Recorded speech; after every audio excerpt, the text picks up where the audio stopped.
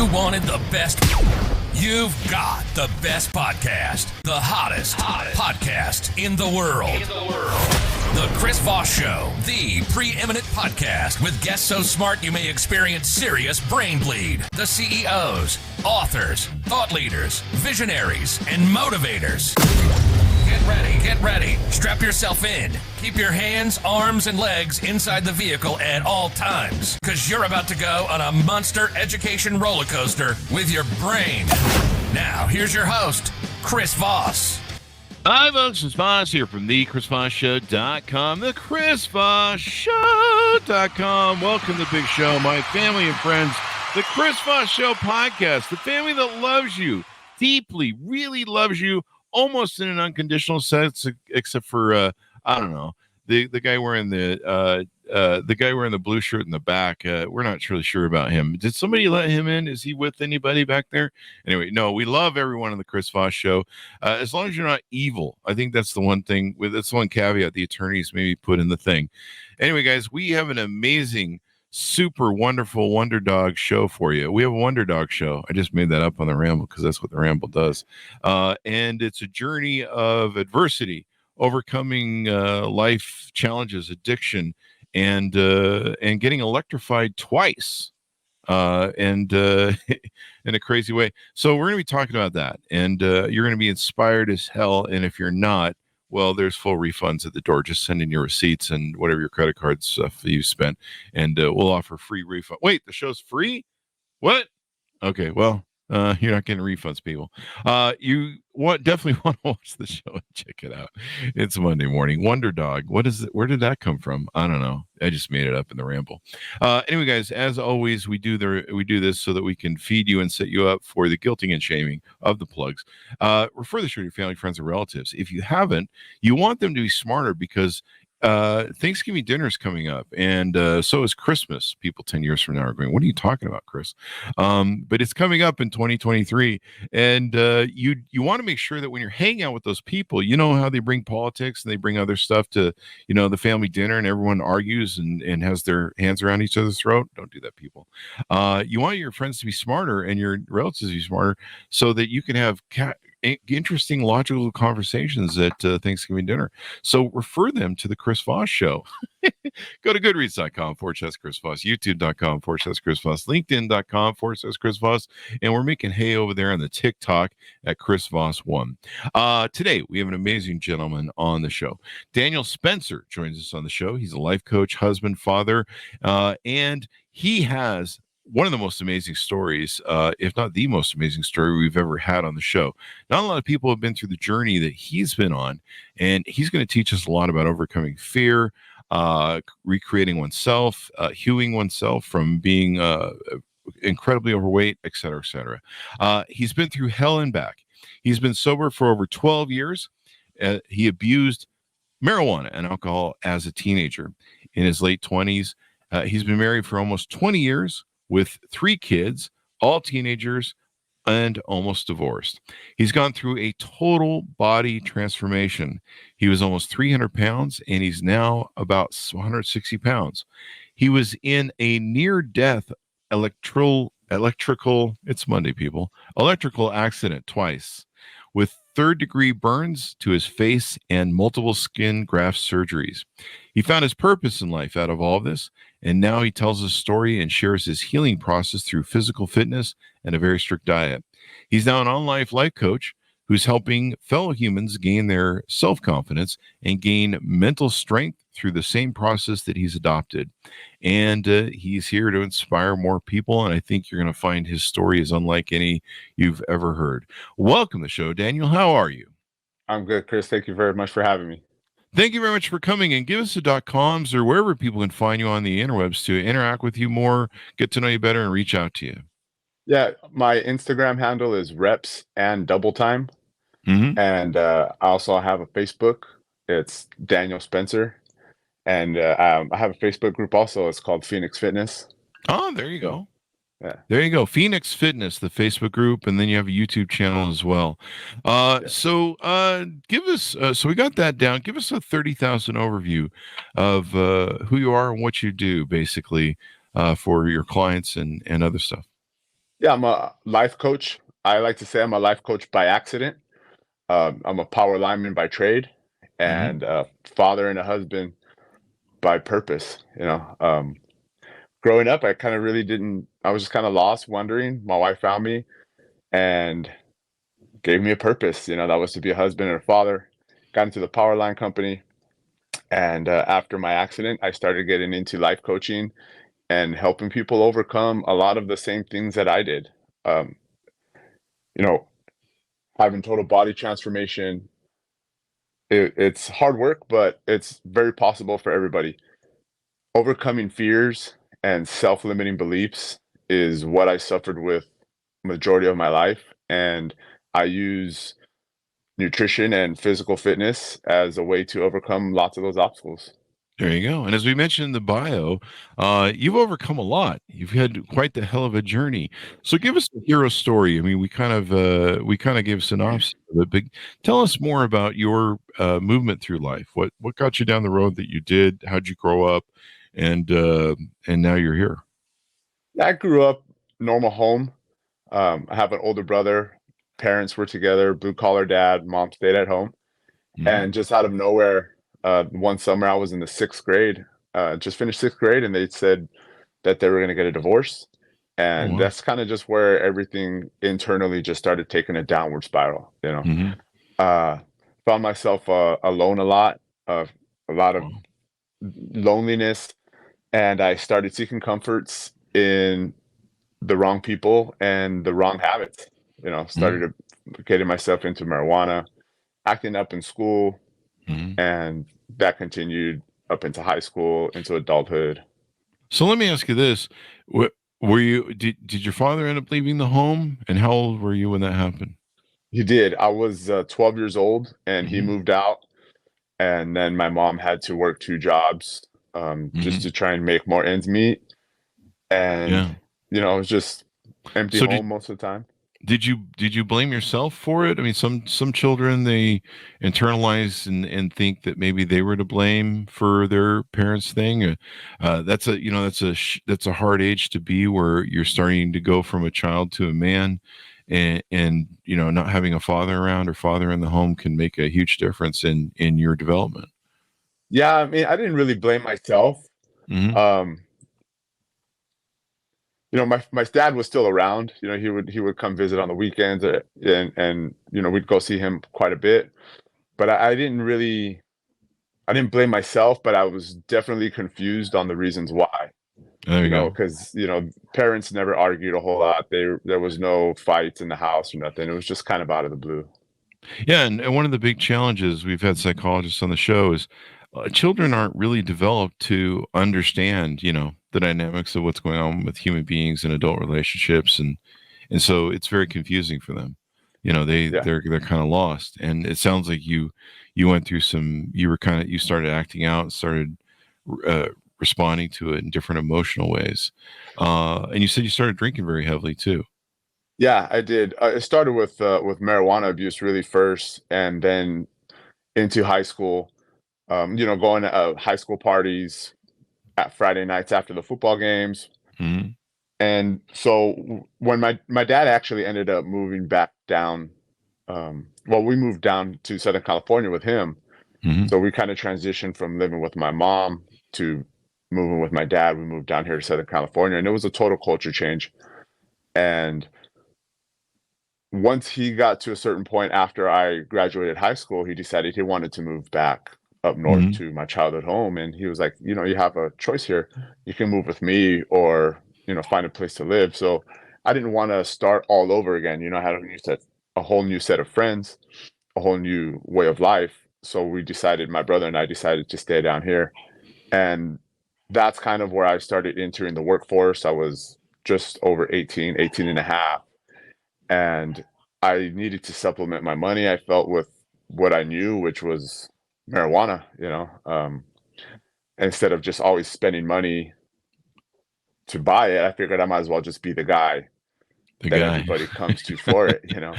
Yeah. It's a get high on your own supply is cheaper, I think. So there you go. So how do you meet your wife, I think, or prospective wife, and you go down that journey, and then you get in the business of being in the let's call it the electronics business for comedy. Yeah. Power line How, trade. the power line trade. There you go. Yeah. Shocking business to be in. There's Absolutely. probably a lot of jokes there.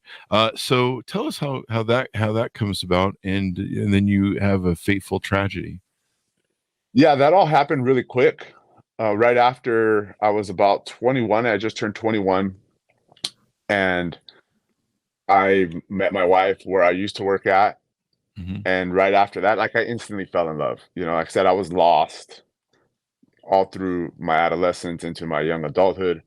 I was lost. I was confused. I, suffered from slight depression. And she hit on me. She picked up on me, and we kind of hit it off right away. I didn't want to leave her side. I was like, this is where my heart is. Right after that, I had got I got a job opportunity, with the city of Los Angeles to work for the public utility. And everything just started happening from there. My pay doubled. I had great health benefits. Right after that, we ended up getting married, having our first child, and life it flourished. Everything was going great. But at that time, now that I had a commercial license, I couldn't smoke weed anymore. Right away, I told her what I was doing. I was like, I sell weed. And she's like, I don't agree with it. I don't like it. It's not So going to last long with her. no, so that kind of went out the window, right? I didn't need to supplement my income. I was making good money. Yeah. But I still had this internal pain that I was dealing with without a healthy outlet to get it off. So, I started drinking more. Wow. I started drinking a whole lot more, and probably it's put on some weight during that time. I did. I was drinking a whole lot and more money. We'd go out to have nicer dinners, treat ourselves a little bit more. With dinners came drinks, and with the food and drinks came lots of extra calories. And I ended up gaining 100 pounds. Wow. Essentially. Wow. From the time I started up until the time I had actually quit drinking, which was after my first accident. Yeah, I gained 100 pounds. Damn. So you tell us about the two accidents. I mean, this is what's going to be intriguing to people. Give us a synopsis of those and what went into it. So the first time I got electrocuted, I was actually electrocuted with 2,770 volts. Holy crap. Yeah. It was, I was a 4-step apprentice at the time, and we were taping up a temporary splice. We were putting waterproofing tape on a temporary splice, and the seniors, that's a senior position, when they were putting the insulating tape on this connector, the tape kept ripping and ripping, and we didn't know. So we ended up, it was me and another apprentice. He actually made full contact with the phase. And I came to potential, which means like my body became electrified, and then I grounded out on my leg. So I suffered 3rd-degree burns on my leg, and he ended up needing skin grafts on his hand. And after that, I was off of work for a month, but I didn't seek therapy. I didn't seek counseling. I was full of fear. A big part of me was full of self-doubt, because when they talked about what the job plan was going to be, I had an idea of how to make the connection better, but I didn't speak up on it, right? I didn't listen to my conscience to say, hey, really? Yes. Yeah. That was what made me so mad about the whole situation, was that I didn't speak up. I lacked the confidence to speak up on it. There you go.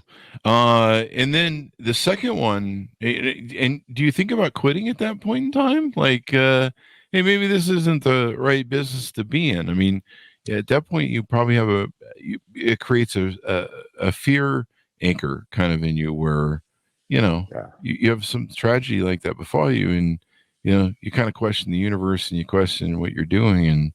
And maybe your wife also was like, hey, what the hell's going on over there, man? Maybe we should find something else to do.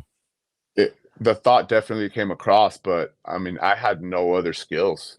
I had no other skills. Right after high school, I got into the easiest job I could get, which was schlepping boxes in a warehouse. and my uncle is the one who actually told me to get into this trade. So I took one college course, which made me eligible for the test. And this was all I knew. It was either continue for another 8 months and become a journeyman, or fall back into the position that I started in, which was, it made good money, but not fairly enough what the potential was. There you go. So what yeah, happens with your second accident then? My second accident. So at this time, this was just over 2 years ago. This was April 27th, 2021. At this time, I had already promoted twice. So I was an apprentice, my first accident, became a journeyman, promoted into senior cable splicer. And we were working in an underground vault. It was, we were working in a link box and switching, trying to de-energize a section of a circuit. And communication broke down. We weren't following procedure. And again, my self-talk, my conscience, I didn't listen to it, because knowing that we weren't following procedure, I kind of thought about our game plan and what we had came up with. And in my head, I came up with a better solution to what we had agreed with, but I didn't speak on it again. And it bit me in the ass again. This time it was way worse. I wasn't electrocuted. This time it was all arc flash. It was all arc flash burns. It was all thermal burns just to the skin. Wow. And luckily, it was life threatening. So I actually thought I was going to die. It should have only been a fraction of a second, because the circuit breaker, we have system protections on our circuits. Well, the circuit breaker we were working on actually failed. Oh, Jesus. And instead of shutting off in a fraction of a second, it took 2 full seconds for it to actually shut off. And it was one of the most traumatic things I've ever experienced in my life. I was off of work for 5 months. I spent 10 nights in the hospital, 2 skin graft surgeries. And while I was off, again, that's when I actually had the idea and the thoughts of, I need to figure out a different line of work. I was even more scared to go back and questioning my skills and my ability as a journeyman, as a worker. There was a lot of self-doubt. I can imagine the pictures that you talk about on your Instagram, where you inspire a lot of people, and you've got your site over there. You've got the pictures of the skin grafts. You've got a huge giant wrap around your face. Almost looks like your head is mummified in a giant cast. It was all gauze. It was gauze and bandages. And I share that quite a bit, just for the fact that a lot of my followers are in the trade, and the risk is there. It's there every single day. It's there with every job we pull up to. And I put it on there as a reminder to everybody to, first of all, follow procedures, wear your PPE properly, but second of all, to listen to your conscience.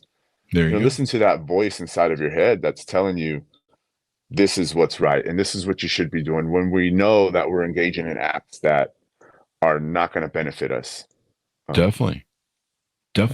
So at this point, are you still pretty heavy overweight? At this point, no. Okay.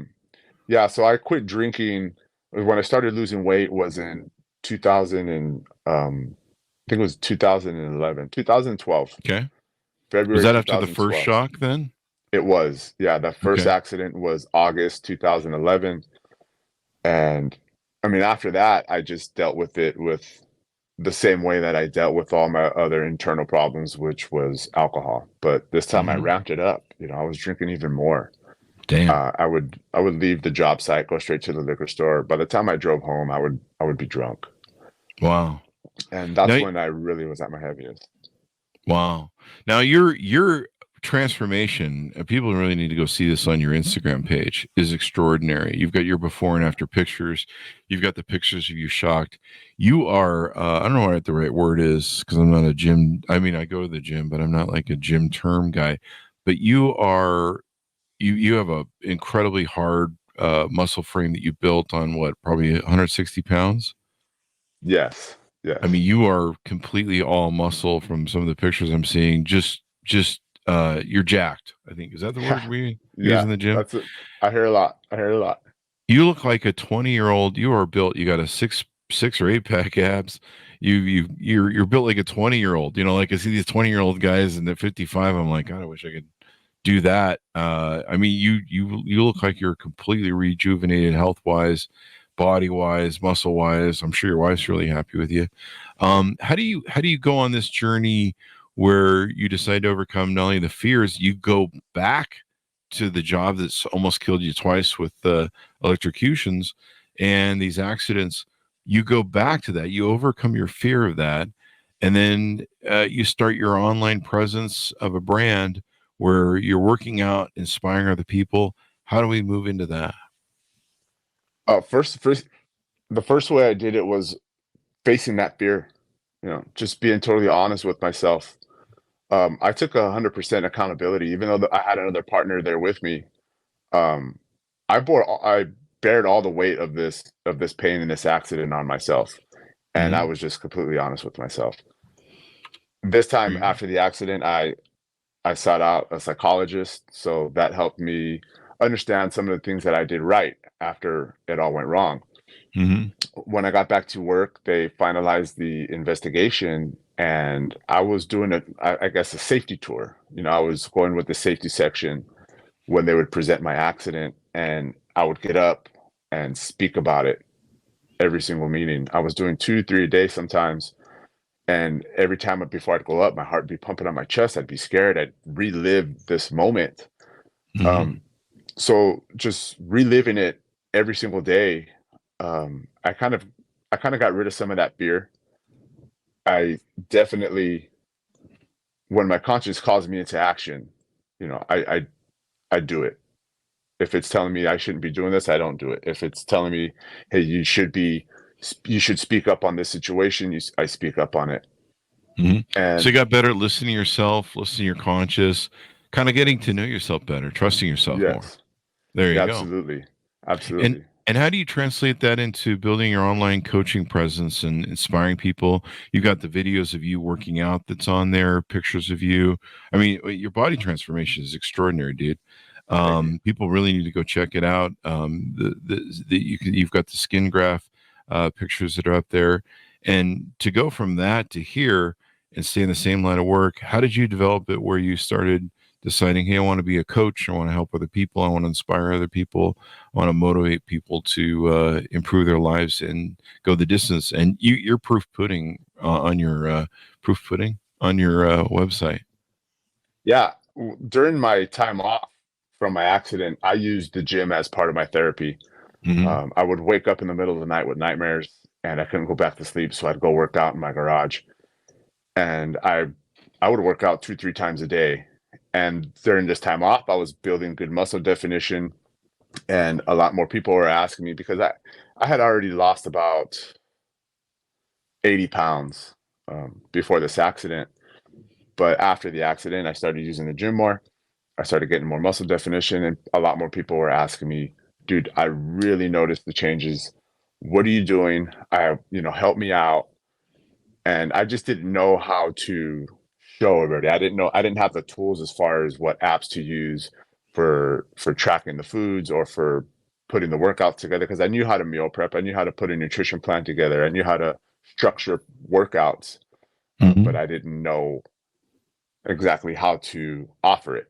So I hired a coach, and he showed me how to present my story on social media, how to use social media as a tool to reach other people, and what apps to use as far as training online, for food tracking, for figuring out people's nutrition properly, and for building workouts that are customized to every client. There you go. So I do it, and I follow his plan, And, I'm helping people from all over the world really transform their minds and get get years back on their life. I mean, because people, yeah, they ask me, how old are you? And I tell them, and they don't believe it. I take my daughter, who's 18, out to lunch or, to the store, and they think, oh, is this your brother? Is this your friend? And she says, no, this is my dad. Well, I mean, you're in really good shape. Like I said, you've got the body of a 12-year-old going on, and people can see what you're doing. I mean, you're proof of positive of what you've gone through and stuff. And you've gone back to what you do. I mean, you're still dealing every day with, I'm sure fear is still, I'm reading a book right now from a Secret Service agent that talks about how even when you have a certain fear of something that's anchored really hard, you're still going to experience, but it's really kind of how you deal with that fear. We talked in the green room about Stoicism. Did Stoicism maybe help you get through this, Marcus Aurelius, meditations and other things? Or did you just kind of find that as a good mind base?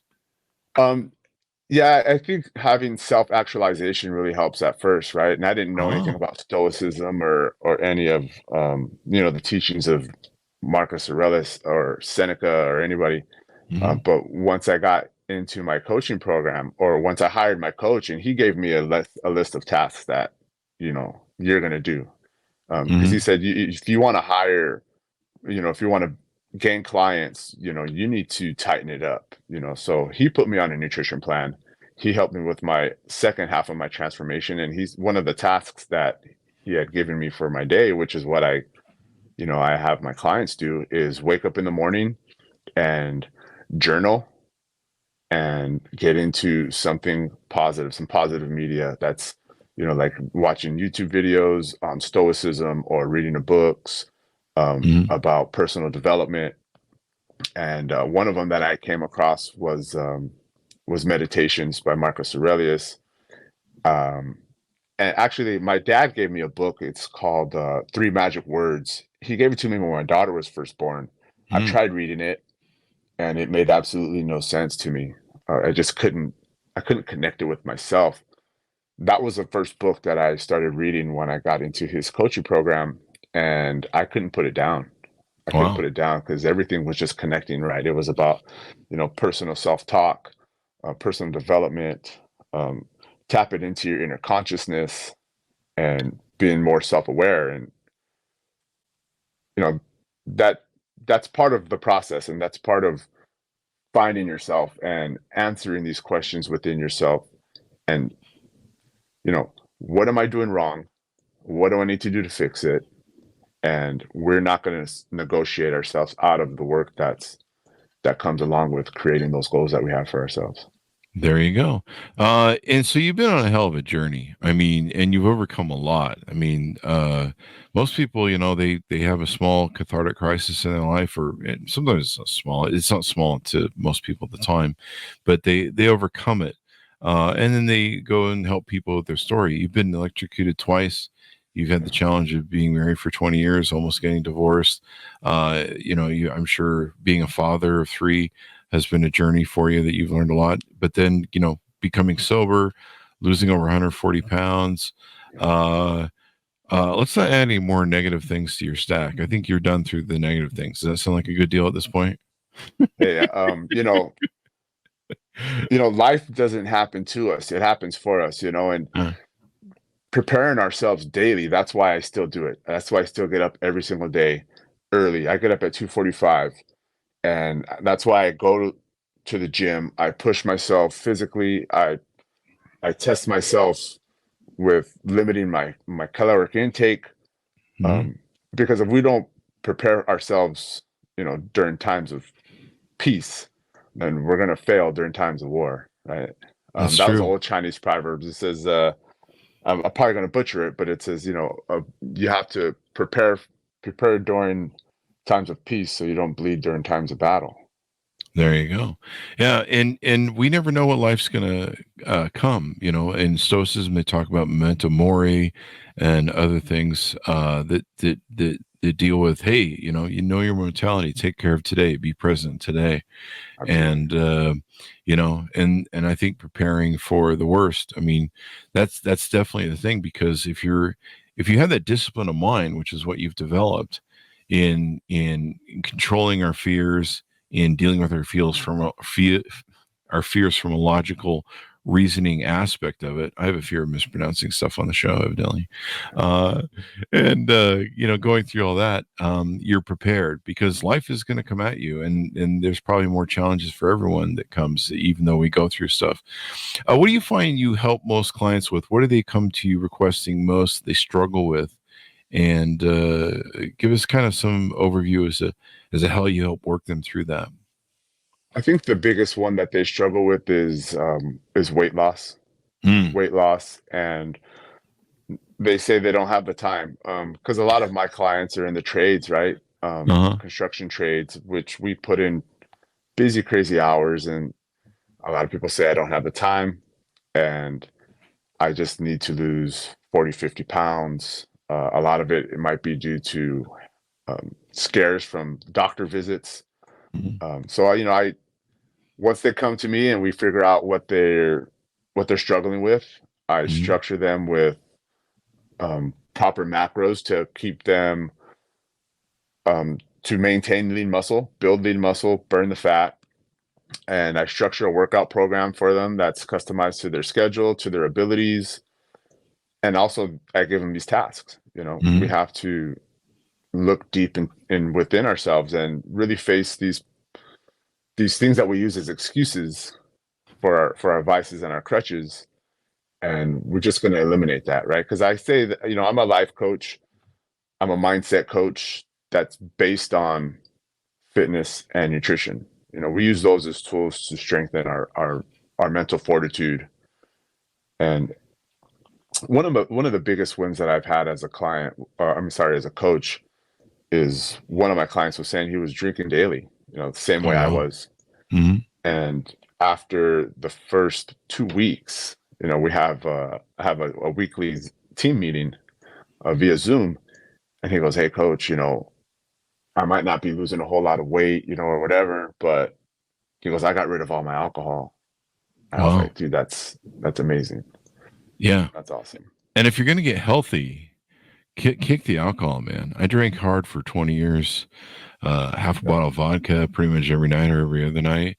For me, it was like a fuel, to get, you know, I've been an entrepreneur all my life, but it was a fuel to, you know, get that extra juice and, you know, work on extra files, work late, do stuff, you know, multiple companies. So, you know, I was always burning at both ends.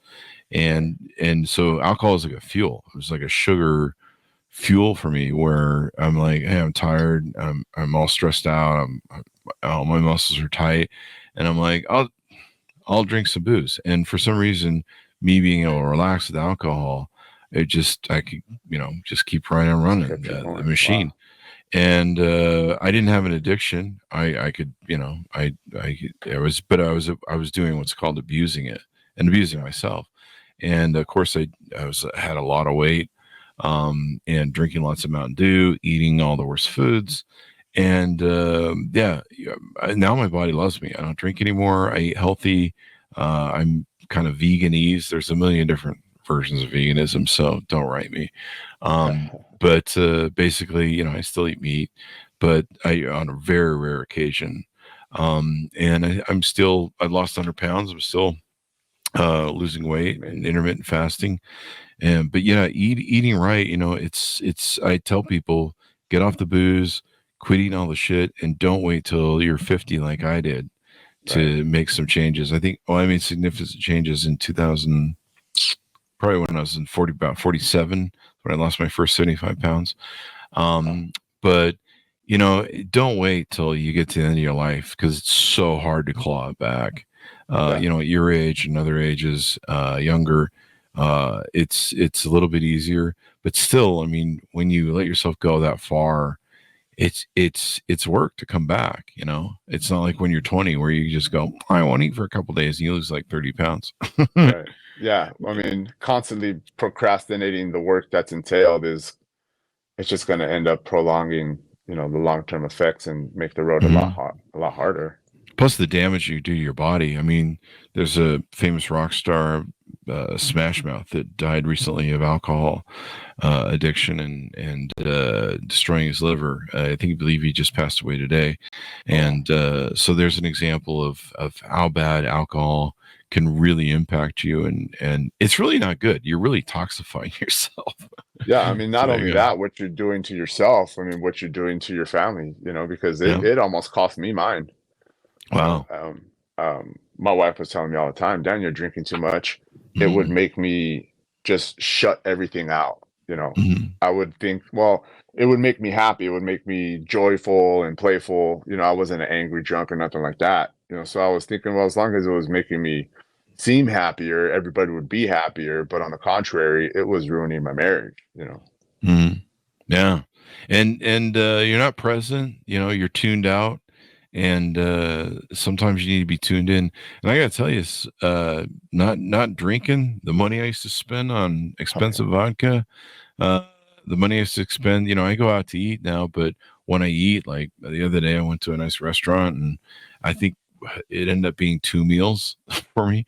So I brought the other half home. That's pretty routine when I go out, and that calorie control. But you're doing such a great job inspiring people. How can people reach out to you, get to know you better, talk to you about online coaching them, and just on board with you if that's possible, if you guys are a fit?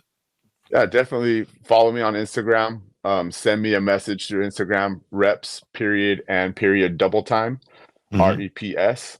My Facebook, Daniel Spencer. Those are probably the best 2 ways right there. I'm constantly on Instagram, either posting content, responding to messages, responding to comments. That's the best way to get a hold of me. And I answer every single message. And I have people that I help that don't sign up to be my client, because that's just part of giving back, right? I believe a lot of what happened in my life is based on karma. And the accident, I believe, was karmic debt, just wanting to take a little bit of change back. So I give back as much as I can, so some of that karma doesn't get passed on to the people that I care about the most. There you go. And if people go to your Instagram, you're going to be inspired. He's there showing his workout, his physique. I mean, he's a hard body. Did you take any testosterone supplements for any of this, or is this all working out, taking the stuff? I was taking natural supplements. At the time when I got to my lowest, my body fat percentage was pretty low. My fat intake was very low, right? So I didn't ever got blood work done or anything, but I started taking Tonga Elite. Oh yeah. And so I was taking that. And then once I started reverse dieting, I started adding a little bit more fat into my diet. The natural energies just started coming back. But as far as supplements go, I mean, I take creatine monohydrate, glutamine, and just multivitamins, stuff like that. That's basically all I take. There you go. I've been, I'm at the age 55 where you have to start looking at testosterone. That's why I was asking, and you have to start looking at your testosterone. That Tonga Lee, and there's probably a lot of other supplements you take, like I do. I take the glutamine daily, multiple times a day, different things like that. There's a whole different regimen. And, now that I'm 55, it's like the amount of pills I take is extraordinary. I feel like that. There's a guy. Have you seen the guy who spends $2 million a year to try and reverse his aging? Have you heard that story and seen that guy? No. Yeah, there's a guy. There's a guy who takes like $2 million. He spends $2 million to try and reverse his aging, and it's kind of funny to see him do it, because you're like, you might just get hit by a bus one day, dude. Or not that I wish him any harm. It's just I don't know, man. That's a hell of a lot of money, and trying to reverse your aging is different. But you're doing a hell of a job. People can see the physique you have. I mean, people just really need to see it. So I think people should check it out. You put up a lot of motivational stuff, and the discipline. Some people look at the gym, and I'll talk about this journey, because I saw someone making fun of someone at the gym. It was on a TikTok, and someone had posted a video making fun of a guy who was kind of fat and out of shape. It looked like maybe he wasn't Maybe he had some birth issues that didn't make him the smartest tool in the shed. And he's there just taking the bar and doing a core spin like this with the bar. And he's not really pushing himself. There's no weights on it. He's holding a barbell, which is the bar, which is actually pretty heavy. I think sometimes it's 30 to 50 pounds. 45 pounds usually. Yeah, and he's doing a core thing where he's spinning his core like this. Well, he doesn't look like, he's, Mr. Arnold Schwarzenegger doing the thing. And so someone posted a trolling, hateful video online making fun of him. And one of the gym dudes who's, like you, posted a video like, hey, man, don't make fun of these people. They showed up, man. They're on the journey. They overcame what most people can't do. He's showing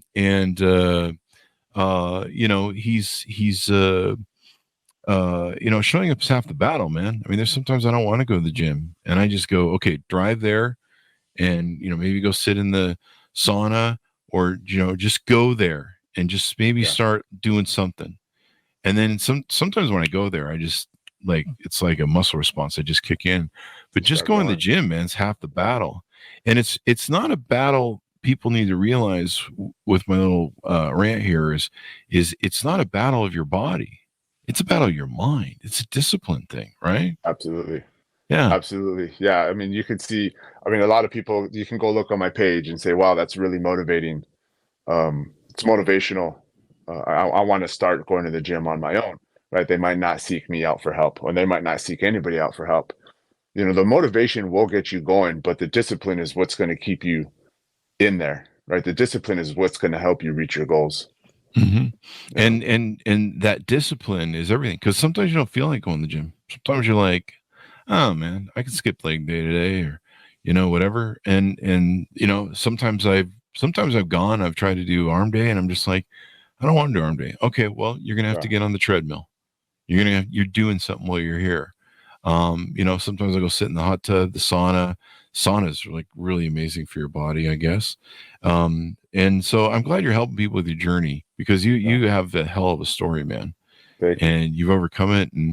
And I think most people would have quit your job, and you've gone right back and climbed on the horse again. So definitely people should tune into you and be inspired by you.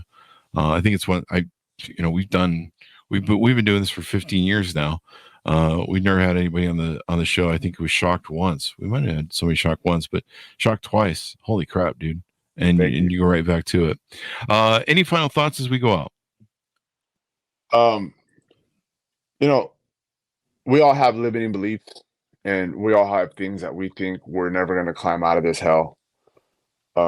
Whatever it is that you're struggling with, seek somebody out that's been through it. If it's alcoholism, if it's addictions with porn, or problems in your marriage, substance abuse, seek somebody that's been through it. Seek somebody that will give you the right tools to help you overcome whatever it is that you need to make yourself better with. That might not be me. That might be a different coach. It might be for a different problem. But whatever it is, you absolutely have all the power within you to gain the strength and overcome those things. Definitely. And tune into your Instagram. We get a lot of coaches and people on the show, and people that, hey, I've been through this journey, and I don't want to minimize them, but looking at the journey you've been on, and the proof is in the pudding, man. I've had a couple of coaches I've come across that are living out of their car. We find out that they're faking their success. You look at your pictures, man. You can't fake the journey you're on and where you've gone from A to B, man. I mean, it's extraordinary and it's inspiring. Thank you. That's part of what I try and do, is take my clients and make them undeniable. Mm-hmm. The work, make the work show with what you show up with. And if you fix the mind, you fix the body, and you can become whole again. It's pretty awesome, man. So thank you very much for coming on the show, Daniel. This has been really inspiring, and I super encourage all of our listeners to go check out his Instagram page, because it will blow your freaking mind. It's extraordinary, and it's even given me. I'm going to go to the gym after this. It'll blow your face off, you know. maybe that should be your tagline. I'm the coach that will blow your face off. Or I don't know. There you go. Well, Daniel, thank you very much for coming on the show. Thanks so much for tuning in. Thank you. Thanks to my audience for tuning in. Go to goodreads.com, Chris Voss, LinkedIn.com, Chris Voss, YouTube.com, Chris Voss, and Chris Voss1 on TikTok. Be good to each other. Stay safe. Take care of yourself, and we'll see you guys next time. And that should